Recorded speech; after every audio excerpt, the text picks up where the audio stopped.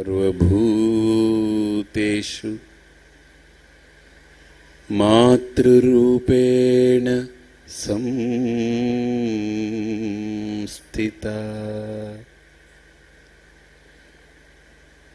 नमस्तस्यै नमस्तस्यै नमस्तस्यै नमो नमः। या देवी सर्वभूतेषु आत्मरूपेण संस्थिता।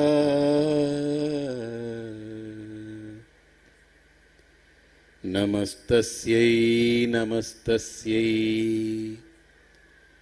नमस्तस्यै नमो नमः। या देवी सर्वभूतेषु शान्तिरूपेण संस्थिता।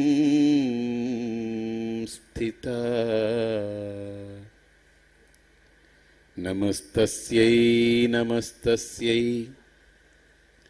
नमस्तस्यै नमो नमः। गुरुर्ब्रह्मा गुरुर्विष्णुः गुरुर्देवो महेश्वरः गुरुः साक्षात् परं ब्रह्म तस्मै श्री गुरवे नमः। ओम दयानंद चरणौ मनसा स्मरामि दयानंद चरणौ शिरसा नमामि।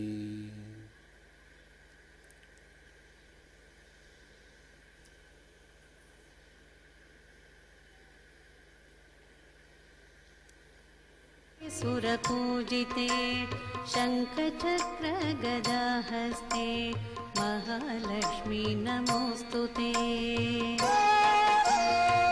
సౌందర్య లహరిలో ఈ మంత్రం ప్రత్యేకించి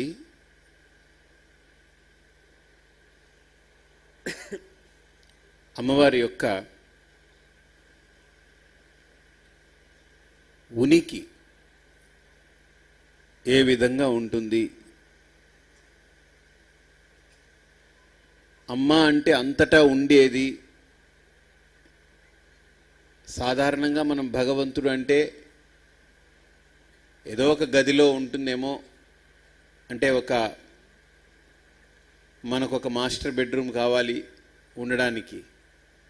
అలాగే అమ్మవారికి కూడా, భగవంతుడికి కూడా ఒక గది పెడతాం. మనం గదిలో భగవంతుడిని పెడుతున్నాం, కానీ మన మదిలో భగవంతుడు ఉన్నాడా లేదా అనేది ప్రశ్నించుకుంటే చాలా తక్కువ ఉంటుంటుంది. గదిలో దేవుడైతే ఉంటాడు, కానీ మన మదిలో మనం స్నానం చేసి దేవుడి గదిలోకి వెళ్ళిన తర్వాత భగవంతుడు ఎదురుగుండా కూర్చుంటాము అనుకుంటే అదేమిటో తెలియదు, కానీ పాడు మనస్సు. అప్పుడు ఇన్ని ఆలోచనలు, అసలు అంతవరకు ఇన్ని ఆలోచనలు ఉంటాయా అని కూడా డౌట్ వస్తుంటుంది. అన్ని ఆలోచనలు పుడుతూనే ఉంటాయి, నిలకడ ఉండదు.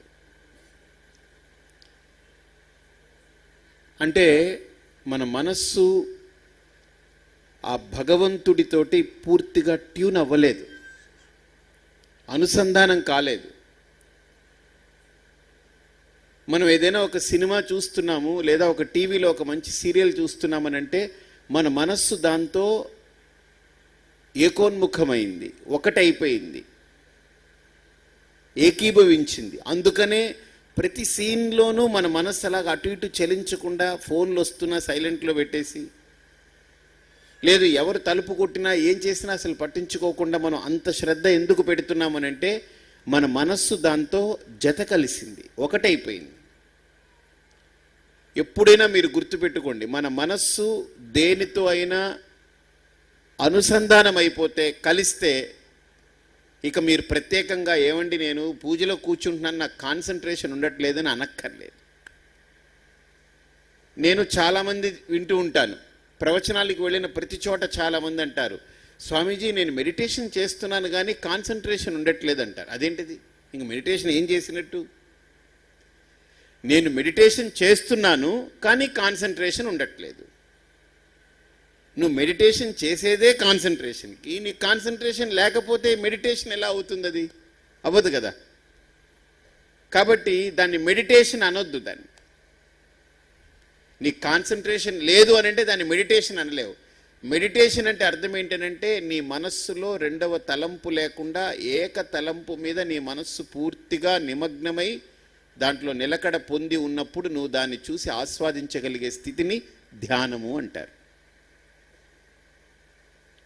ఉదాహరణకు ఒక మంచి సీన్ ఉంది, అంటే సూర్యాస్తమనం అవుతూ ఉంది, నది ఉంది, చక్కగా నది ప్రవహిస్తూ ఉంది. మీరు అలా చూస్తూ నిలబడిపోయారనుకోండి, మీ మనస్సు ఆ సీనరీని చూస్తే అలా నిలకడ పొంది ఏ ఆలోచన లేకుండా అక్కడ ఆ అనుభూతి పొందుతూ ఉన్నారంటే దాన్ని ధ్యానం అంటాం. నిజంగానే ధ్యానం అది. ఎందుకనంటే మీ మనస్సులో రెండవ ఆలోచన లేదు, దాన్ని చూస్తున్నారు, అలా నిలబడిపోయారు, ఇంకంతే, ఇంక దాని నుంచి కదలిక లేదు. మళ్ళీ ఏదైనా మీలో కదలిక వచ్చి ఎవరైనా పిలిస్తేనో లేకపోతే ఫోన్ మోగితేనో అలా అని లేస్తే అప్పుడు మీ మనస్సు మారుతుందేమో, కానీ అందులో పూర్తిగా లీనమైపోయి నిలకడ పొంది ఒక అనుభూతిని మీరు పొందుతున్నారంటే అది ధ్యానం. అది అలాగనే నేను కళ్ళు మూసుకుని తదేకంగా ఒకే అంశం మీద నా మనస్సుని నిలబెట్టి నా మనస్సు నిలకడ పొంది నేను దానిలో నుంచి ఒక అనుభూతిని నేను పొందుతూ ఉన్నాను అని అంటే దాన్ని ధ్యానం అంటారు.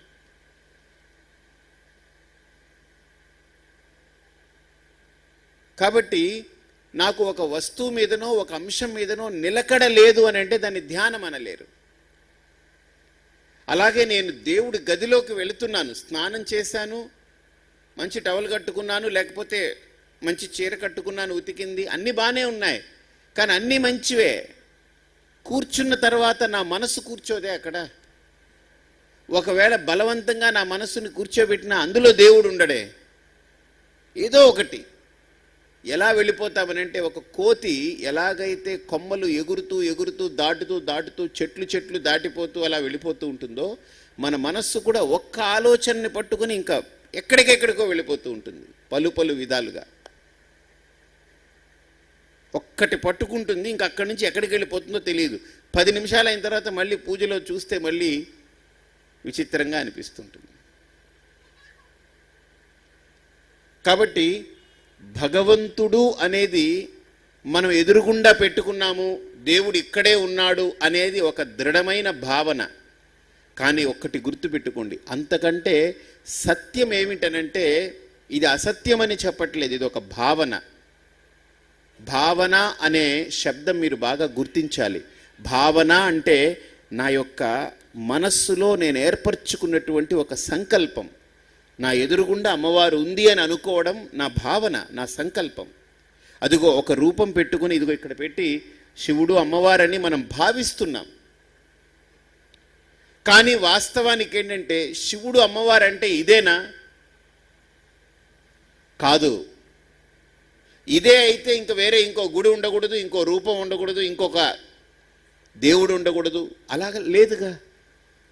ఎన్ని శివాలయాలు ఉన్నాయి భారతదేశంలో? సుమారుగా ఒక 10 లక్షల పైనే శివాలయాలు ఉంటాయి. అంటే ఎంతమంది శివుళ్ళు ఉన్నట్టు? మరి ప్రతి శివాలయంలో ఒక శివుళ్ళు ఉంటాడు కదా.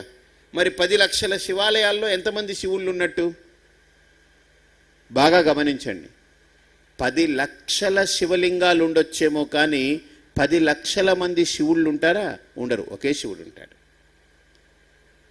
ఒక 1000 వెంకటేశ్వర స్వామి దేవాలయాలు ఉన్నాయనుకోండి, 1000 వెంకటేశ్వర స్వామి మూర్తులు ఉండొచ్చేమో, కానీ నారాయణుడు మాత్రం ఒక్కడే. అలాగనే అమ్మవారికి ఎన్ని రూపాలైనా మీరు చెప్పండి, ఎన్ని అలంకారాలైనా చెప్పండి, ఎన్ని రూపాలతో మనకు దర్శనం ఇచ్చినా పర్లేదు. సరస్వతి అనండి, లక్ష్మి అనండి, పార్వతి అనండి, దుర్గా అనండి, ఉమా అనండి, శైలపుత్రి అనండి, బ్రహ్మచారిణి అనండి, కాత్యాయిని అనండి, లేదు బ్రాహ్మి అనండి, మాహేశ్వరి అనండి, వైష్ణవి అనండి, కౌమారి అనండి, వారాహి అనండి, ఇంద్రాణి అనండి, మీరు ఎన్ని పేర్లు పెట్టండి, ఒక్కటే. ఇప్పుడు సహస్రనామాలు ఉంటాయి. మనం 108 అష్టోత్తర శతనామం చదువుతాం. అంటే 108 నామాలతోటి గణపతిని పూజించామనుకో. 108 మంది గణపతులు ఉన్నారనే కాదు, ఒక్కడే గణపతిని 108 భావాలతో మనం పూజిస్తాం. ఎలా? ఇప్పుడు ఒక వ్యక్తి ఉన్నాడనుకోండి, ఆ వ్యక్తిని తన తల్లి ఒరేయ్ భోజనానికి రారా అంటుంది. అంటే తన కొడుకు కాబట్టి ఒరేయ్ రారా భోజనానికి అని పిలుస్తుంది. వాడికి ఏదైనా ఇంట్లో నిక్ నేమ్ ఉందనుకోండి, కొడుకు వాడికి ఒక పెట్ నేమ్ పెడతారు. నిక్ నేమ్ అనడం కంటే పెట్ నేమ్ అనొచ్చు. ముద్దు పేరు. పెట్ నేమ్ అంటే ముద్దు పేరు. Nick name is not a ముద్దు పేరు. పెట్ నేమ్ ఉందనుకోండి, ఒక ముద్దు పేరు ఉంది, చంటి అని ఉందనుకోండి, తల్లి ఏం పిలుస్తుంది? ఒరే చంటిగా ఇట్రారా భోజనం చేయి అంటుంది. అదే తన తమ్ముడు నాడు అనుకోండి, చంటన్నా ఒకసారి భోజనానికి రావా అమ్మ పిలుస్తుంది అంటాడు. అదే వాడికి పెళ్ళయి ఉందనుకోండి, వాడి పెళ్ళం ఏమండి చంటి గారు అంటుందా? అనదు, ఏమండి అని పిలుస్తుంది. అదే తనకు కొడుకున్నాడు అనుకోండి, చంటి నాన్న అంటాడా? అనడు, నాన్న అంటాడు అంతే. అలాగా ఒకే వ్యక్తి ఇంతమంది చేత రకరకాలుగా పిలువబడ్డాడు. అలాగే పరమాత్మ కూడా ఒక్కడే ఇన్ని భావాలతో ఆరాధింపబడుతున్నాడు. ఇది మన భావన, మన భావుకత, మన సంకల్పం. దీన్ని మనం మరిచిపోయాము అని అంటే చాలామంది దేవుళ్ళు ఉన్నారేమో అనే ఒక అపోహ ఉంటుంది. ఇంతమంది దేవుళ్ళు లేరు, దేవుడు ఒక్కడే, సత్యం అది. ఆ ఒక్కటైన దైవము, దాన్ని మనం అమ్మా అని పిలుచుకుని ఆరాధించుకుంటాం. ఎందుకనంటే మనకు అత్యంత ఆప్తమైనది కాబట్టి అమ్మ అనే శబ్దం. అమ్మ అనే శబ్దాన్ని ఎందుకు మనం ఇష్టపడతాము అని అంటే, ఈ భూమి మీద నేను పుట్టినప్పుడు ఏ స్కూల్కి వెళ్ళి నేర్చుకో అక్కర్లేనటువంటి ఒకే పదం అమ్మ అనేది. మూగవాడికి భాష రాకపోయినా, ఏ అక్షరాలు పలక్కపోయినా మ మ అమ్మ అంటాడు. ఆవు మానవ రూపమే కాదు, ఒక జంతువు, అది కూడా అంబా అని పిలుస్తుంది. కాబట్టి చంటి పిల్లాడు స్కూల్కి వెళ్ళి నేర్చుకోలేనటువంటి ఒకే పదం అమ్మ. శివుడు ఎవరో నేర్పాలి, విష్ణువు ఎవరో నేర్పాలి, బ్రహ్మ ఎవరో నేర్పాలి, లేదు జీసస్ ఎవరో నేర్పాలి, హల్లెలూయా ఎవడో అరవాలి, లేదు అల్లా ఎవడో చెప్పాలి.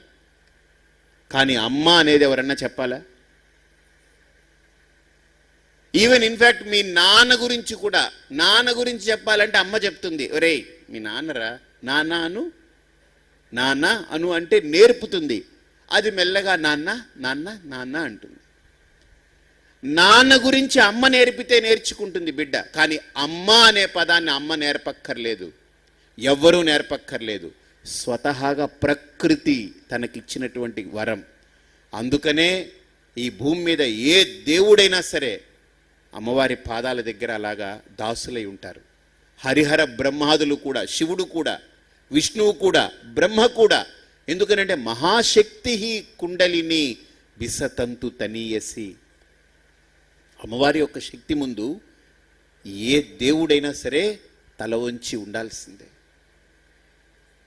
ఎలాగైతే ఒక తల్లి ఈ భూమి మీద నా సృష్టికి ప్రధాన కారణమైందో, ప్రధానమైన కారణం ఈ సృష్టిలో నాకు తల్లి. తండ్రి అనేది ఉపకారణం, ప్రధాన కారణం తండ్రి కాడు. అందుకనే ఉపనిషత్తే చెప్పింది, ఇది నేను చెప్పట్లేదు. మాతా పూర్వ రూపం పితోత్తర రూపం ప్రజాసంధి ప్రజననగుం సంధానం ఇత్యధి ప్రజం. మూల కారణం తల్లి. అందుకనే మొట్టమొదటిది తల్లి కాబట్టే మొట్టమొదట నేను నేర్చుకున్న పదం కూడా అమ్మ.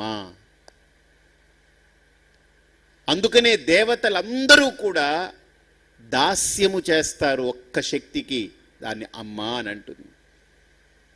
పురాణాలలో ఏ దైవము శ్రేష్టము అని బాగా అన్ని పురాణాలని అధ్యయనం చేసినటువంటి పండితుణ్ణి కనుక మనం అడిగితే ఆయన ఒక్క మాట అంటాడు, పురాణాల్లో శ్రేష్టమైన దైవం ఏదేనంటే నారాయణుడి కంటే శ్రేష్టం ఏముంటుంది ఇంకా. నారాయణుడు సర్వశ్రేష్ఠ రూపం, దివ్యమంగళ స్వరూపం. కానీ ఆ నారాయణుడే అమ్మని ఆరాధిస్తూ ఉంటాడు. ఆయన నారాయణుడికి ఇచ్చినటువంటి ఆ శక్తి అమ్మ. అందుకని పురాణాలలో చెప్పబడ్డటువంటి శ్రేష్టమైన దైవం నారాయణుడు, కానీ పురాణాల కంటే అధిగమించిన తత్వం అమ్మది. పురాణాలు, శాస్త్రాలు, వేదాలు వీటన్నిటినీ అధిగమించినటువంటి తత్వం అమ్మవారిది. అమ్మవారి గురించి ఇక్కడ అద్భుతమైన వర్ణన ఉంది. ఆ వర్ణన గురించి మీకు ఇప్పుడు కొన్ని పునాది రాళ్ళు వేయాలని చెప్తూ ఉన్నాను. అయితే ఆ అమ్మ అంత గొప్పదంటే ఎలా ఉంటుంది అనంటే, నేను ఏ రూపంతో నేను ఆరాధించుకుని ఇది అమ్మ అని అనుకుంటే అది అమ్మనే, కానీ అంతవరకే నేను పరిమితమైపోవడం, నా బుద్ధిలో పరిధి గీసుకోవడమే, కానీ అమ్మవారికి నేను పరిధి గీయట్లేదు. మీరు బాగా గమనించండి, సముద్రాన్ని చూస్తాం మనం కళ్ళతో. చూస్తే సముద్రానికి అక్కడ ఏదో ఒడ్డు ఉన్నట్టు ఉంటుంది, అక్కడ మనకు కనిపిస్తుంది. కానీ మీరు అక్కడే ఒడ్డు ఎక్కడో మీకు కొద్ది దగ్గరలో ఉన్నట్టుగానే అనిపిస్తూ ఉంటుంది. అదే సముద్రపు అంచు అనుకుని వెళ్ళారనుకోండి, ఇంకా చాలా అక్కడ కనిపిస్తూ ఉంటుంది. అదే సముద్రపు అంచు అనుకుని వెళ్ళారనుకోండి, ఇంకా అక్కడ కనిపిస్తూ ఉంటుంది. సముద్రానికి అంచులు లేవు, కానీ కనపడుతూ ఉంటుంది. అంటే నా కంటికి పరిధి ఉంది, కానీ సముద్రానికి పరిధి లేదు. ఆకాశం అంటే మనం చూస్తుంటాం, ఒక్కొక్కసారి ఆకాశం ఇలా ఎండైపోయి సముద్రం దగ్గర ఇలా కలిసిపోతుందేమో అనుకుంటాం. ఆకాశం అక్కడికి వచ్చి కలిసిపోయింది, అక్కడితో ఆకాశం ఎండైపోయింది అనుకుంటాం. మీరు వెళ్ళండి, ఆకాశం యొక్క ఎండ చూడండి ఎక్కడ. మన కంటికి ఒక పరిమితమైనట్లు కనబడుతూ ఉంది, కానీ ఆకాశానికి పరిమితత్వం కాదు. అరే, ఈ భూమి మీద ఈ సృష్టిలో సముద్రానికి పరిమితం లేదు, పరిధి లేదు, ఆకాశానికి అంతకంటే పరిధి లేదు అని అంటే, ఆకాశం కంటే కొన్ని కోటాను కోట్ల శక్తివంతమైనటువంటి అమ్మకి ఏ పరిధి గీస్తాం మనం, ఏ బొమ్మ గీస్తాం మనం. అయితే ఎంత గొప్పదేనంటే, ఒక చిత్రకారుడు అంత పెద్ద సముద్రాన్ని, అంత విశాలమైన ఆకాశాన్ని ఒక క్యాన్వాస్ ఇస్తే, 3x3 ఒక క్యాన్వాస్ ఇచ్చారనుకోండి, దాంట్లో నాకు ఆకాశము సముద్రము నాకు మంచి బొమ్మ గీసివు అని అంటే సముద్రాన్ని ఆకాశాన్ని గీసేస్తాడు ఆయన. ఎందులో? 3x3 క్యాన్వాస్లో. ఆయన గీశాడన్నంత మాత్రాన ఆకాశం 3x3కి పరిమితమైపోయినట్ట? ఆయన గీశాడన్నంత మాత్రాన సముద్రం 3x3కి ఆ క్యాన్వాస్కి పరిమితమైపోయినట్లా? కాదు. చిత్రకారుడు మనకు ఒక ఆనందాన్ని, ఒక అనుభూతిని ఇవ్వడం కోసరం ఆ గీత గీశాడు అక్కడ. అంతేగాని సముద్రం అంటే అంతే అనుకొని ఉండిపోకండి మీరు. అలాగనే మనం కూడా అమ్మ అని ఒక రూపాన్ని మనం పెట్టుకుని ఆరాధిస్తున్నాము అనంటే సాధనలో గుర్తుపెట్టుకోండి. మామూలుగా ఏమండి నాకు ఎక్కువ తెలుసుకోక్కర్లేదండి, ఏదో నా కష్టం కోసం వచ్చాను, దండం పెట్టుకున్నాను, పోతాను, నాకు ఇంతకు మించి అమ్మవారి గురించి తెలుసుకోవాలని లేదు అన్నారనుకోండి, దండం, మీకు ఒక నమస్కారం. కాదండి, నేను అమ్మవారి దగ్గరికి వస్తున్నాను, అమ్మవారి గురించి తెలుసుకుంటున్నాను, నాకు అమ్మవారి యొక్క తత్వాన్ని తెలుసుకోవాలనుంది, ఇదేదో బయట కనిపించే ఈ రూపానికి పరిమితం కాకుండా నేను మరి కాస్త లోపలికి వెళ్ళాలనుంది, అమ్మ యొక్క తత్వాన్ని తెలుసుకోవాలనుంది, అమ్మ యొక్క సత్యాన్ని గుర్తించాలనుంది, నాకు మార్గం ఉందా? ఖచ్చితంగా ఉంది.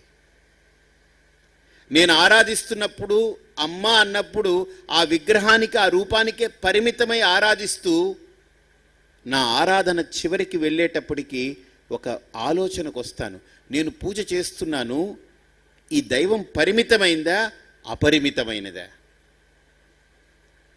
దైవము అంటే పరిమితము కానిది, అపరిమితమైనది, అనంతమైనది, అంతటా నిండి ఉండేది. మరి అంతటా ఉంటే నేను ఈ కొంతలో ఎందుకు చూస్తున్నాను అని అంటే, అసలు ముందు ఈ కొంతలో నువ్వు చూడడం మొదలు పెడితే అప్పుడు అంతాలో చూడడానికి అవకాశం ఉంటుంది. అసలు ఈ కొంతలోనే కనబడకపోతే మనకు, ఈ కొంతనే మన అనుభూతి పొందకపోతే అంతని మనం ఏం పొందుతాం? మనం అంతేనా కాదా?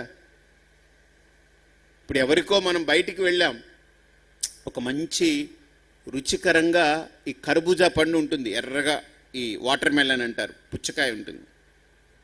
ఏమండి ఇది బాగా టేస్ట్గా ఉంటుందా అని అడిగాడు అనుకోండి, చాలా టేస్ట్గా ఉందయ్యా, నేను తిన్నాను, ఇదిగో ఆయన కూడా తిన్నారు, ఎలా ఉందని అంటే ఆయన కూడా అన్నాడు చాలా బాగుంది, తీయగా ఉందని. ఏది నాకు కొద్దిగా ఇవ్వండి అని అంటే ఇతను ముక్క కోసి ఇచ్చాడు. ఇస్తే ఇతను తిన్నాడు, ఏం పెద్ద ఏమీ రుచి పచి అనిపించలేదు. ఇంకొక ముక్క ఇచ్చాడు, ఏం అనిపించలేదు. ఏమండి చాలా టేస్ట్గా ఉందంటున్నారు, ఏమి నాకేం అనిపించట్లేదు అన్నాడు అనుకోండి, ఆ పక్కవాడు అంటాడు అరే నేను తిన్నాను, చాలా తీయగా ఉంది, చాలా జ్యూసీగా ఉంది, చాలా బాగుంది అని అంటాడు. ఇతను నాకేమీ లేదు అంటాడు. మరి అయితే ఇప్పుడు ప్రాబ్లం పుచ్చకాయలోనా లేకపోతే వ్యక్తిలోనా? వీడి నాలికలో ఏదో రుచి చచ్చిపోయింది, రుచించే గుణం చచ్చిపోయింది. అందుకని వీడి నోట్లో 2 ముక్కలు పెట్టినా ప్రయోజనం లేదు. వీడికి 2 ముక్కలు కాదు, మొత్తం పుచ్చకాయంతా తీసి నోట్లో కుక్కినా వీడికి ఏమీ టేస్ట్ ఎక్కదు. ఎందుకంటే నాలికలో రుచి అనే గుణం లేదు. అలాగనే మనం ఎదురుగుండా ఒక అమ్మవారిని పెట్టి, ఒక రూపాన్ని పెట్టి మనం ఆరాధించి దానికి కనెక్ట్ అయినప్పుడు, దానితో మనం అనుసంధానం కాలేక, దానితోనే మనం అనుసంధానం కాలేకపోతే ఇంకా అంతటా ఉంది అంటే వీడు ఎక్కడ కూర్చుంటాడు? వీడు ఒక్క ముక్కే వీడికి రుచి ఎక్కలేదని అంటే మొత్తం పుచ్చకాయ మొత్తం లోపల కూరేసినా మటుకు వీడికి ఏమైనా రుచి వస్తుందా? రాదు. అందుకని మనం మొట్టమొదట అమ్మా అని ఒక రూపాన్ని పెట్టుకుని దాంతో కనెక్ట్ అవుతాం, పూజ చేస్తాం, ఆరాధన చేస్తాం, దాంతో పారాయణం చేస్తాం. అలా ఒక అలౌకికమైనటువంటి ఒక ఆనందాన్ని, ఒక దివ్యమైన ఆనందాన్ని మనం పొందుతాం. ఒక్కటి గుర్తుపెట్టుకోండి, మర్చిపోకండి, మనం దేవుడి గదిలోకి వెళ్ళి దీపారాధన చేసి మనం చేసే ప్రతి పనిని మనం ఎంజాయ్ చేయగలిగితే, ఆరాధించగలిగితే, ఆస్వాదించగలిగితే, గుర్తుపెట్టుకోండి, ఆరాధన అంటే ఏదో దీపారాధన చేసాం, అగరవత్తి వెలిగించాం, లేకపోతే అక్కడ దేవుడి దగ్గర పూలు ఉంటే, కర్పూరం ఉంటే దాన్ని వేసి తిప్పేశాం ఇలాగా, ఆ తర్వాత ఇలా లంపలు వేసుకున్నాం వచ్చేసాం, పూజ అయిపోయిందని అంటే అది పూజ కాదు, అది ఆరాధన కాదు. జస్ట్ ఏదో ఒకటి చేసి వచ్చారంతే. ఏదో లోపలికి వెళ్ళి ఇది దీపం వెలిగించారు, అగరబత్తి ఇలా తిప్పేశారు, ఇలా గంట ఒకసారి గణగణ మోగించేశారు, ఏవో పూలు ఉంటే అక్కడ పడేశారు, ఒక హారతి ఉంటే అలా తిప్పేశారు, వచ్చేసారు. అది కాదు. నా మనస్సుతో కనుక నేను ఇన్వాల్వ్ అయి చేయగలిగితే, నేను ఆస్వాదించగలిగితే, దీపం వెలిగించి ఆ దీపాన్ని కాదు మనం చూడాల్సింది, ఆ దీపపు కాంతిలో అమ్మవారిని చూడండి, ఎంత అందంగా ఉంటుందో. అమ్మా ఎంత బాగున్నావే నువ్వు, ఎంత చక్కగా ఉన్నావు, ఎంత తేజస్సుతో ఉన్నావు, ఆస్వాదించండి దాన్ని. ధూపం వెలిగించి కొంతసేపు అలా నిలబడి ఆ పొగని మీరు కూడా పీల్చుకుని, అమ్మ ఇంత పవిత్రమైన పదార్థాన్ని ఇచ్చి అందరికీ సుగంధాన్ని ఇస్తున్నావు, నన్ను కూడా అలా మార్చమ్మా దీనిలాగా. ఒక అగరపుల్ల 20 పైసలు 30 పైసలు ఉండొచ్చు, ఉంటే లేకపోతే 10 పైసలు ఉండొచ్చు, దాన్ని వెలిగిస్తే ఇంత సుగంధం వస్తుందే, 10 పైసల ఒక కడ్డీని వెలిగిస్తే ఇంత సుగంధం వస్తుందే, దీనికి ఎన్ని పెడుతున్నానమ్మా, అసలు బట్టల రూపంలో ఎన్ని లక్షలు ఖర్చు పెట్టాను, తిండి తిప్ప వీటికి పెట్టి పెట్టి కోట్లు ఖర్చు పెట్టాను దీనికి, దీని నుంచి కూడా ఏదైనా సుగంధం తెప్పించే ప్రయత్నం చేయమ్మా. దీని నుంచి అన్ని ద్వారాల నుంచి దుర్గంధం బయటకు వస్తూనే ఉంది, కానీ కనీసం నా మాటతోటో, నా చేతతోటో, నా నడకతోటో మంచి సుగంధాన్ని సమాజానికి అందివ్వాలి, 10 మందికి నేను అందివ్వగలగాలి, దుర్గంధాన్ని కాదు అని ఆలోచిస్తూ ఆ అగరవత్తిని వెలిగించండి. ఇన్వాల్వ్ అవుతాం మనం. అంతేగాని అదేదో అగరవత్తి ఇలా పీకేసి దీన్ని వెలిగించి ఇలా కట్టి అలా చుట్టేసేదో, ఏదో అమ్మవారికి ఏదో ఇలా వాడు జురుగేసి అక్కడ దాని మొహంలో ఇలా పెట్టి ఇలా తిప్పేసి దాన్ని ఏదో ఆవిడికి ఏదో ఇప్పుడు ఆ పొగ కావాలండి, వీడు వేసే పొగ, అది వెయ్యకపోతే ఆవిడ ఏమనుకుంటుందో, ఇవన్నీ ప్రాబ్లం. ఇంత పాపం మంచిదే, అది చెయ్యొచ్చు, కానీ అది కూడా మానేసి ఉండకుండా ఏదో ఒకటి చేస్తున్నాడు అంతే. దానికంటే నేను చేసే ప్రతి దాంట్లో నేను ఇన్వాల్వ్ అయ్యి, ప్రతి దాంట్లో నేను ఒక దివ్యత్వాన్ని, ఒక డివినిటీని ఎంజాయ్ చేసి, నేను ఒక్కటి ఎప్పుడు ఆలోచిస్తుంటాను, ఏం తెలుసా, చాలామంది ఏంటంటే ఇది చేసిన తర్వాత ఆ ఫలితం వస్తే నేను ఎంజాయ్ చేస్తానని ఒక కేటగిరీ ఆఫ్ పీపుల్ 99% ఉంటారు. కానీ నేను ఫలితాన్ని ఎంజాయ్ చేయడం కంటే కూడా ముందు నేను చేసేదాన్ని ఎంజాయ్ చేస్తాను. ముందు ఏదన్నా వంట చేసామనుకోండి, ఎగ్జాంపుల్ మీకు చెప్తున్నాను. వంట చేస్తే టేస్ట్గా ఉంటే తింటాము అని అనుకుంటాం. నేనేంటంటే టేస్ట్గా ఉంటే తినడం తర్వాత సంగతి. అసలు వంట చేసే విధానాన్నే మనం ఎంజాయ్ చేసామనుకోండి. కూరగాయలు కట్ చేయాలనుకుని కొంతమంది వేసి పర ముక్కలు కోసి అవతల పడేస్తారు. ఏదో ఒకటి కర్మ ఏదో పడేస్తే అయిపోయాది, ఏదో ఒకటి తీసి అవతల పారేస్తే అయిపోయింది అన్నట్టు. ఏదైనా ఉందనుకోండి పటపట చేసేసి ఆ అక్క కూర్చుని టీవీ పెట్టు కూర్చుంటాం. అది ఏమిటో, అది మాడో పాడో తెలియదు, అది పట్టుకొచ్చి ఇంత పడేస్తారు ప్లేట్లో తింటామని. ఏమిటో ఏదో బాగుందిలేండి అనుకుంటాం అది. కానీ అలా కాకుండా మనం చేసే పనిని ఎంజాయ్ చేయండి. బియ్యం కడిగినా దాంట్లో ఇన్వాల్వ్ అయి చేయండి, అన్నం వండుతున్నా ఇన్వాల్వ్ అయి చేయండి, ఒక కూర తరిగినా ఒక ఇన్వాల్వ్ అయి చేయండి. ఆ ఇన్వాల్వ్మెంట్ అన్నమాట, దట్ గివ్స్ ఎ పర్ఫెక్షన్. దానికి మన మనస్సు ఉండాలి. దానికి మన మనస్సుని ఎక్కడో పెట్టి, సెల్ ఫోన్ ఇలా చెవిలో పెట్టుకుని ఇలా కూరలు తరుగుతూ ఈలోపు ఏం ఊడిపోతుందో తెలియదు, నాకు అర్థం కాదు. అసలు ఈ సెల్ ఫోన్ వచ్చిన తర్వాత ఎంత దారుణం అయిపోయిందనంటే, మొగుడు ఇంట్లోనే ఉంటాడు, పెళ్ళాం ఇంట్లోనే ఉంటుంది. వీడు please can you get me coffee అని 2 చేతులతో మెసేజ్ కొడతాడు. ఆవిడ wait please for 5 minutes I'm so busy అని ఆవిడ మెసేజ్ కొడుతుంది. ఇద్దరు ఒకే ఇంట్లో ఉంటారు. ఇన్ఫ్యాక్ట్ చెప్పాలంటే ఎదురు బెదురు అక్కడ వీడి హాల్లో ఉంటాడు, ఆవిడ కిచెన్లో ఉంటుంది. ఏం మాట్లాడడానికి ఏం పోయింది? అందుకనే రామదాస్ చాలా గొప్ప మాట పాడాడు. ఏంటి? పలుకే బంగారమాయన, పలుకే బంగారమాయన. నిజంగా ఇప్పుడు మాట్లాడుకోవడం తగ్గిపోయింది మనకు. మనం ఒకళ్ళతో ఒకళ్ళు మాట్లాడడం కూడా తగ్గిపోయింది. ఇంట్లో పిల్లలు ఉన్నారనుకోండి, వాడు ఎవడికి వాడు ఏదో పెట్టుకుని వీడియో గేమ్స్ వాడు ఆడుతాడు, వాడు మాట్లాడు. ఇంతకుముందు ఇళ్లలో పిల్లలు గోల అడావుడి అంతా ఉండేది, ఇప్పుడంతా తగ్గిపోతూ ఉంది. మాట్లాడారు అని అంటే అదేదో పెద్ద సమస్య వస్తేనే మాట్లాడతారు. ఇప్పుడు మాట్లాడడం అంటే ఒక పెద్ద సమస్య మీద మాట్లాడుకోవడమే అయిపోతుంది, అంతేగాని ఆనందంగా ఆహ్లాదంగా మాట్లాడుకునేవన్నీ పోతున్నాయి. కాబట్టి మనం చేసే ప్రతి పనిని మనం ఆస్వాదించగలగాలి. అలాగనే ఒక దేవుడు గదిలోకి వెళ్ళిన తర్వాత మనం ప్రపంచాన్ని షట్ చేసి మనం చేసే ప్రతి పని, పూలు పెడుతున్నాం అనుకోండి, అక్కడ అలంకరిస్తున్నప్పుడు ఆ పూలు కూడా అలంకరిస్తున్నప్పుడు మనం దాన్ని అనుభూతి పొందగలగాలి. ఏదో ఈ పూలను తీసుకెళ్ళి అక్కడ ఫోటో మీద అలా పెట్టాము కాదు. చెప్పాను కదా మీకు పూజ అంటే ఏంటి. పూజ అంటే ఒక ఆయన చాలా మంచి వ్యాఖ్యానం చేశారు. ఏంటంటే ఇక్కడ మన పల్లెల్లో పూలు ఉంటాయి, అక్కడ ఎదురుగుండా దేవుడిది ఉంటుంది. ఇక్కడి నుంచి ఒక్కొక్క పూ తీసి ఓం శివాయ నమః, ఓం శంభవే నమః, ఓం పినాకినే నమః అని ఈ పూ తీసి అక్కడ వేస్తుంటాం కదా. ఆయన అన్నాడు, ఇదర్ కా పూ ఉదర్ జా, పూజ. ఇదర్ సే పూ ఉదర్ కో జా, పూజ. పూజ పూజ అంటే ఈ పూ ఇక్కడుండే తీసి ఇసిరేసి అవతలకి వేసేస్తే పూజ.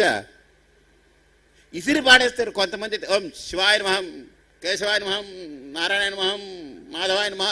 ఏమిటో అక్కడేదో వాడిని పట్టు కొట్టినట్టు తిట్టినట్టు, వీడి మొహం వికారంగా, వీడి మాట వికారంగా, మంత్రం వికారంగా, చేత వికారం.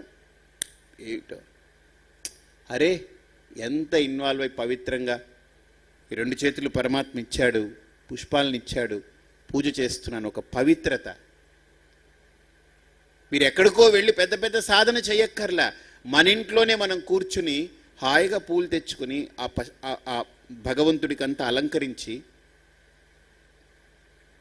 చక్కగా అన్నీ ఏర్పాటు చేసుకుని నామం చెప్పుకుంటూ, మీకు అన్ని నామాలు రాకపోయినా పర్లేదు, ఓం నమో నారాయణాయ అని వస్తే చాలు, ఓం శ్రీమాత్రే నమః అని వస్తే చాలు, ఓం నమః శివాయ అని వస్తే చాలు. ఒక్క మంత్రం చాలు. ఆ మంత్రమే తదేకంగా అనుకుంటూ ఓం నమో నారాయణాయ, ఓం నమో నారాయణాయ, ఓం నమః శివాయ, ఓం నమః శివాయ. మనలో ఆ మంత్రం పలికేటప్పుడు కూడా అరవటం కాదు, మన మనస్సు స్పందించాలి. మీరు గుర్తుపెట్టుకోండి, మన మంత్రాన్ని ఉచ్చరించేటప్పుడు మన హృదయం, మన గుండె, ఆ చప్పుడు లోపల ఆ గాంభీర్యం పలకాలి. ఒక వీణ మీటినట్టు మనలో నుంచి మంత్రం రావాలి. అంతేకాని డబ్బాలో వేసి గులకరాళ్ళు వేసి గలాయించినట్టు ఉండకూడదు. అది వేసి కుమితే ఎలా గలాయించినట్టు ఉంటుంది, వినలేం మనం. కొంతమంది అసలు ఆ మంత్రం చెప్పుకుంటుంటే వాళ్ళు మనకు వినబుద్ధి అవ్వదు. అంటే ఆ భక్తి, ఒకటి గుర్తుపెట్టుకోండి, ఒక శబ్దం అనేది ఒక తరంగం. ఈ సృష్టికి శబ్దం అనేది చాలా ఒక పెద్ద ప్రధానం. ఇప్పుడు ఒక మంత్రం ఉంది, నేనే మీకు చెప్తాను, 2 రకాలుగాను చెప్తాను, మీరే దాన్ని ఎలాగుంటుందో మీరే చూడండి. నమస్తే అస్తు భగవన్ విశ్వేశ్వరాయ మహాదేవాయ త్రయంబకాయ త్రిపురాంతకాయ త్రికాగ్నికాలాయ కాలాగ్నిరుద్రాయ నీలకంఠాయ మృత్యుంజయాయ సర్వేశ్వరాయ సదాశివాయ శ్రీమన్మహాదేవాయ నమః. ఇది మంత్రం. ఈ మంత్రాన్ని ఇలా పలికితే మీకు ఎలా అనిపించింది? ఇదే మంత్రాన్ని నమస్తే అస్తు భగవన్ విశ్వేశ్వరాయ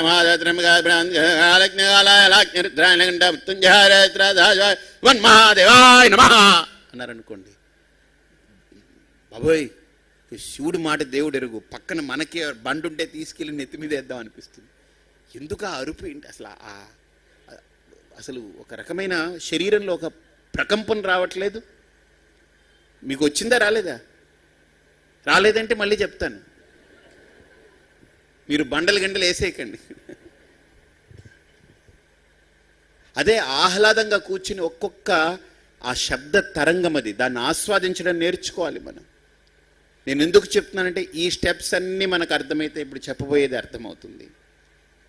నమస్తే అస్తు భగవన్ విశ్వేశ్వరాయ మహాదేవాయ త్రయంబకాయ త్రిపురాంతకాయ త్రికాగ్నికాలాయ కాలాగ్నిరుద్రాయ నీలకంఠాయ మృత్యుంజయాయ సర్వేశ్వరాయ సదాశివాయ శ్రీమన్మహాదేవాయ నమః. ఎంత అద్భుతంగా ఉంది. విష్ణు సహస్రనామం మనం చేస్తాం. చేసేటప్పుడు విష్ణువుని మిక్సీలో వేసి 1, 2, 3, 4 నెంబర్ వేసి టాప్ గేర్లో వేసి కొట్టినట్టు ముక్కలు చేసినట్టు చేస్తాం. అక్కర్లేదు, 108 సార్లు చేసేస్తామండి. ఎందుకు 108 సార్లు ఎందుకు? అరే ఒక్కసారి చేస్తే చాలు, దాని పవిత్రత తెలుసుకుని ఒక్కసారి చేస్తే చాలు. అంటే 108 సార్లు చేస్తే ఇంకా ఫలితం కదండి. 108 సార్లు చేయాలి కాబట్టి వీడికి 2 గంటల్లో 3 గంటలు అయిపోవాలి. అప్పుడు ఏం చేస్తాడు? విష్ణువుని తీసుకొచ్చి మిక్సీలో పెట్టే కొడతాడు, అంతే. శాతకారం ఉదయన బ్రాహ్మ సురేశం స్వామి లక్ష్మీకాంతం ఉద్యానగమ్యం వందే విష్ణు భావన సర్వంలో మేఘశ్యామం వేదకోశలోకైకనాథం సదంగ చక్రం చకిరి. ఏంటి? ఎందుకు? నువ్వేమన్నా అసలు ఆస్వాదించగలుగుతున్నావా? పోనీ నువ్వు పక్కన పెట్టి నీ పక్కవాడికి చెవులు చావగొట్టి చెవులు మూసినట్టుంది అది. ఈ గాడిదకి చెవులు కోసి అరిపిస్తే ఎలా ఉంటుంది అలా ఉంది. అదే కూర్చుని 108 సార్లు అక్కర్లేదండి, ఒక్కసారి చాలు ఆస్వాదించగలిగితే. శాంతాకారం భుజగశయనం పద్మనాభం సురేశం విశ్వాధారం గగన సదృశం మేఘవర్ణం శుభాంగం లక్ష్మీకాంతం కమలనయనం యోగిహృద్ధ్యానగమ్యం వందే విష్ణుం భవభయహరం సర్వలోకైకనాథం. ఎంత అద్భుతంగా ఉంది. ఆస్వాదిస్తే మనం నిజంగా శరీరమే పూర్తిగా అక్కడ అంకితమైపోతుంది. ఆ భావుకత మనం మిస్ అవుతున్నాం. అందువల్లే మనం ఏం చేస్తున్నా భగవత్ శక్తి మనకు కలగట్లేదు. ఏంటోనండి ఇవన్నీ చేశాను, చేయమన్నారు, చేశాను, నాకేం కలగట్లేదు. ఎలా కలుగుతుంది? నువ్వు ఇన్వాల్వ్ అవ్వాలి నాయన, నువ్వు లీనమైపోవాలి దాంట్లో. నువ్వు దాంట్లో ఇన్వాల్వ్ అయ్యి దాన్ని ప్రేమించు, దాన్ని ఆస్వాదించు. దాంట్లో రుచిని ఉంది, అందులో ఒక అద్భుతమైన రుచి ఉంది, దాన్ని పొందు. ఒక ధూపం ఇస్తున్నా ఎంత ఆహ్లాదంగా ఆ ధూపం ఇస్తూ, ఆ పరిమళ ధూపాన్ని భగవంతుడికి ఇస్తూ, ఆ ధూపాన్ని మీరు పీల్చుకుంటూ, భగవంతుడా ఎంత గొప్ప పదార్థాన్ని తయారు చేశావు, ఓ 10 పైసలకే ఇంత మంచి సుగంధం వస్తుందే, నా జీవితాన్ని కూడా ఇలా మార్చొచ్చు కదా, నేను 10 మందికి సుగంధాన్ని ఇచ్చేలాగా నా జీవితాన్ని మార్చొచ్చు కదా. నా స్వార్థాన్ని తీసేసి అది ఎలాగైతే తన్ను తాను కాల్చుకుంటూ అందరికీ సుగంధాన్ని ఇస్తుందో మనకు అది నేర్పుతుంది. అది అగరబత్తి మనం కొన్నాము తీసుకెళ్ళి తిప్పేయడం కాదు, దేవుడి దగ్గర చేసే ప్రతిదీ మనకు నేర్పుతుంది. అది పాపం వాటికి నోరు లేదు, ప్రాణం లేదు, వాటికి జీవం లేదు. మనం ఏం చేస్తే అది అలా చేయించుకుంటుంది, అది మనకు నేర్పుతుంది, దాన్ని మనం గుర్తించట్లేదు. ఒరే, నేను కాలిపోయిన ఆనందంగా అందరికీ సుగంధాన్ని పంచుతున్నాను, నువ్వు ఆనందంగా ఉండడం కోసం ఇతరుల్ని కాలుస్తూ ఉన్నావు, నీకు నాకు తేడా అదిరా. అందుకనే మనం దేవుడి దగ్గర పనికిరాము, అగరబత్తి దేవుడి దగ్గర నిలబడుతుంది. కారణం ఏంటంటే అది తన్ను తాను కాల్చుకుని అందరికీ సుగంధాన్ని హాయిని ఇస్తుంది. మనం హాయిగా ఉండడం కోసం ఎవరినైనా కాల్ చేసే ప్రయత్నం చేస్తాం. ఎంత తేడా! మనం 10 మందిని కాల్ చేసి సుఖం కోసం మనం ఒక అగరబత్తిని తీసుకెళ్ళి కాల్చాము, వెలిగించామంటే అర్థం ఏంటి అక్కడ? ప్రార్థించండి భగవంతుని, భగవంతుడా ఈ ధూపం దాస్యామి తే దేవేశ ప్రసీద పరమేశ్వర, పరమాత్మ ఈ ధూపాన్ని నీకు ఇస్తున్నాను, నన్ను ఇలా మార్చు అని ప్రార్థించండి.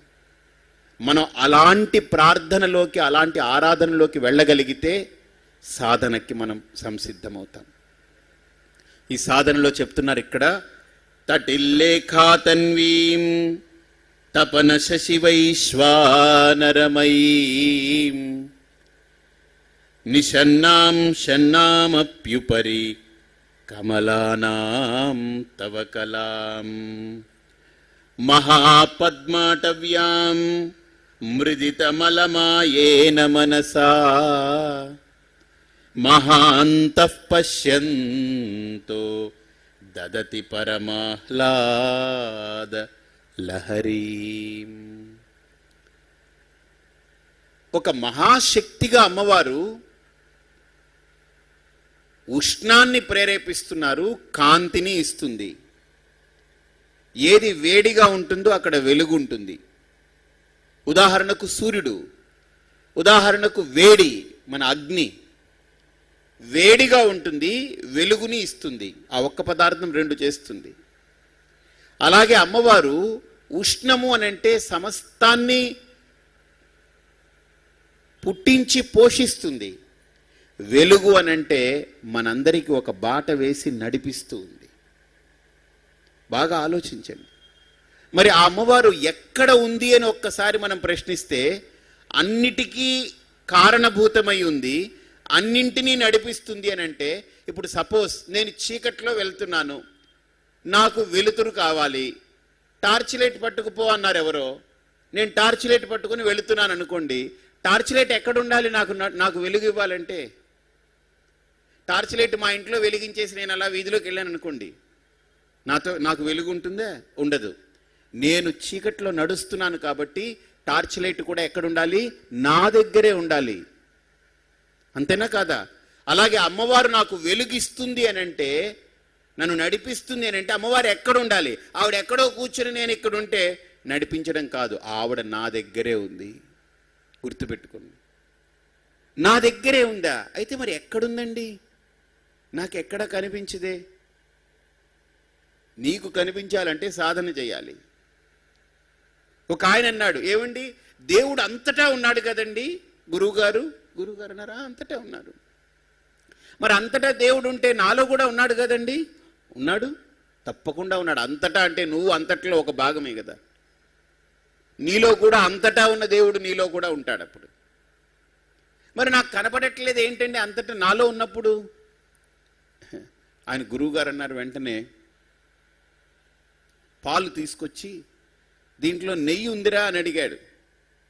అదేంటండి బాబాయ్, పాలల్లో నెయ్యి లేకపోవడం ఏంటి? ఖచ్చితంగా ఉంటుంది. పచ్చిపాలేనండి? పచ్చిపాలు. దీంట్లో ఏమైనా క్రీమ్ తీసేశారండి? తీలేదు, ఇప్పుడే పితికి పట్టుకొచ్చాం. ఇదిగో నురగ కూడా అలానే ఉంది. మరి పచ్చిపాలైతే ఇందులో నెయ్యి ఖచ్చితంగా ఉంటుందండి. మరి ఏది తీసి చూపించారా? అంతటా ఎక్కడుందిరా నెయ్యి అని అంటే, పాలల్లో ఉందండి. పాలల్లో ఎక్కడ ఈ రైట్ సైడ్ ఉందా, లెఫ్ట్ సైడ్ ఉందా, డౌన్ ఉందా, టాప్ ఉందా, ఏ కార్నర్లో ఉందిరా అని అంటే అబ్బబ్బే ఏటండి గురువుగారు అలా మాట్లాడతారు, గిన్నెలో పాలుందా అండి, పాలుంది. పాలల్లో ప్రతి అణువులో నెయ్యి ఉందండి గురువుగారు. ఓహో, పాలల్లో ప్రతి అణువులో నెయ్యి ఉందా? అవునండి. మరేం కనపడట్లేదే? అలా ఎలా కనపడుతుందండి మీకు? ఉందంటే ఉందంతే. అలా కాదురా, ఇప్పుడు నాకు నెయ్యి కావాలి అంటే గురువుగారు ఇప్పుడే అంటే ఇప్పుడే రాదనుకోండి, ఒక పని చేద్దాం, దీన్ని కాచేసి కాస్తే నెయ్యి వస్తుందా? కాచినంత మాత్రం నెయ్యి రాదు, కానీ కాయకపోతే నెయ్యి రాదు. మీరు వెంటనే కాచేసిన తర్వాత నెయ్యి అన్నారు అనుకోండి, నేను చచ్చిపోతాను. కాచేసినంత మాత్రాన నెయ్యి రాదు, కానీ కాయకపోతే కూడా నెయ్యి రాదు. మరి ఎలారా? కొద్దిగా వెయిట్ చేయాలి గురువుగారు. కాచి కొద్దిగా చల్లారిన తర్వాత తోడు పెడతాం. తోడు పెడితే నెయ్యి వస్తుందా? గురువుగారు తోడు పెట్టేస్తే నెయ్యి రాదు వెంటనే, కానీ తోడు పెట్టకపోతే నెయ్యి రానే రాదు. మరి ఎప్పుడురా తోడుకోవాలి గురువుగారు? ఎప్పటికి తోడుకుంటుంది? ఈ రాత్రి వదిలేయండి, ఉదయానికి తోడుకుంటుంది. ఉదయం లేవగానే నెయ్యి వచ్చేస్తుందా దాన్ని చూస్తే? గురువుగారు పెరుగు ఉంటుంది, నెయ్యి రాదు. అదేంట్రా? కానీ గురువుగారు పెరుగు కాకపోతే నెయ్యి రాదు. మీరు బాగా, నేను ఎందుకు ఇంత సాగదీస్తున్నాను మీకు తర్వాత అర్థమవుతుంది. పెరుగు మరి ఏం చేస్తావురా? చిలికితే గురువుగారు, చిలికితే నెయ్యి వచ్చేస్తుంది. మీరు వెంటనే పడిపోకండి. చిలికితే నెయ్యి రాదు, కానీ చిలక్కపోతే కూడా నెయ్యి రానే రాదు. మరి చిలికితే ఏమొస్తుంది? వెన్న వస్తుంది. వెన్న వచ్చేస్తే నెయ్యి వచ్చేసినట్టేనా? ఇంచుమించు వచ్చేసినట్టే, కానీ వెన్నే నెయ్యి కాదు కదా. మరి ఏం చేయాలరా ఇప్పుడు? ఈ వెన్నను ఒకసారి కాచేస్తే గురువుగారు నెయ్యి వస్తుందా? నెయ్యే వస్తుంది. బాగా గమనించండి. వెన్నను కాస్తే నెయ్యి వచ్చి తీరుతుంది, అంతేనా కాదు? ఏమైనా డౌట్ ఉందా ఎవరికి? ఇప్పుడు పాలల్లో నెయ్యి ఉంది, ఎక్కడ? అంతటా ఉంది. మరి కనపడట్లేదే అంటే పాలల్లో నెయ్యి ఎవడికి కనపడదు. కనిపిస్తుందా? కనిపించదు. అనిపిస్తుంది. కానీ ఆ పాలని ఇంత పరిణామం చేస్తే, సాధన చేస్తే పాల మీద, పాలని కాచాలి, చల్లారాలి, గోరువెచ్చగా ఉన్నప్పుడు తోడు పెట్టాలి, రాత్రంతా తోడుకోనివ్వాలి. రాత్రంతా నెయ్యి అయిపోయిందా అని స్పూన్ ఎట్టి కలిపెట్టాడు అనుకోండి, ఈ నెయ్యి ఎప్పటికీ కాదు. కానీ వదలాలి కొంత, తోడుకోనివ్వాలి. తోడుకున్న తర్వాత మంచి పెరుగు అవుతుంది, దాన్ని చిలకాలి, వెన్నొస్తుంది, దాన్ని కాచాలి, నెయ్యి అవుతుంది. అంటే పాలల్లో ఉన్న నెయ్యిని చూడాలంటే ఇంత సాధన చేస్తే నెయ్యి కనపడుతుంది. కానీ గుర్తుపెట్టుకోండి, పాలల్లో నెయ్యి ఉంది కదా, పాలు కాస్తే ఎందుకు నెయ్యి కనపడాలంటే కాస్తేనే కనపడుతుంది. అంటే పాలల్లో అంతటా ఉన్న కాచినప్పుడు ఆ జిగురుతనం అనేది దగ్గరకు వస్తుంది. తోడు పెట్టినప్పుడు గడ్డగడుతుంది.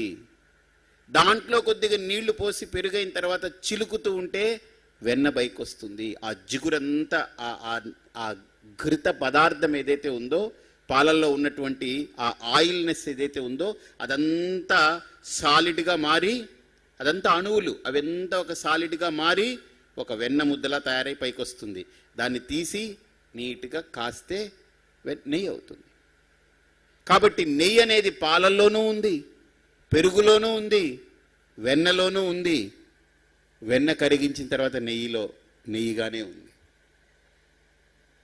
ఇక గమనించండి, ఎలాగైతే పాలల్లో ఉండే నెయ్యిని చూడడానికే ఇంత సాధన చేయాలంటే, మరి మనలో ఉండే అమ్మని చూడాలంటే కనీసం కొంతైనా సాధన చేయకపోతే ఎలా వస్తుంది? కొంతలో కొంతైనా. ఏమీ లేదు, నాలో అమ్మవారు ఉంది కదండి గురువుగారు, మీరే చెప్పారు కదా, నాకేం కనబడట్లేదని వచ్చి మాట్లాడితే నేనేం చెప్తాం? ఆ సాధన చెయ్యాలి. ఎలాగైతే పాల నుండి నెయ్యికి మనం 3 రకాల సాధనలు చేశాం. పాలు కాచాం, పెరుగు చేశాం, వెన్న చిలికాము, ఆ తర్వాత దాన్ని మరిగిస్తే నెయ్యి అవుతుంది. 3 సాధనలు చేశాం. అలాగే